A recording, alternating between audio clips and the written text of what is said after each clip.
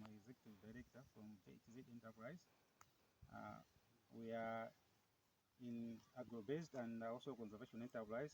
Now we are at J&L Green Farm, where we do agroforestry and reforestation. So this is our nursery, and there is a worker here working. So we also have this nursery, and we are working with funded youth, where we give them poly tubes and seeds for seedling. So this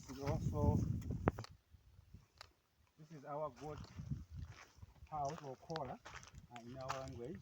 So we also in poultry farming, where we do raise chickens and fields,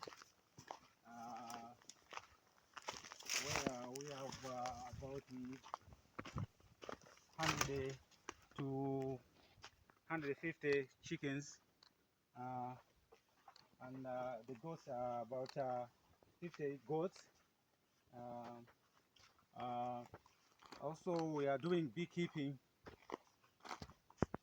This is the proposed site for beekeeping. We have like beehive we want to put there in this forestry, and currently we are off-taking honey from local farmers, where they do processing the honey and just buy them from there and sell it to outlets.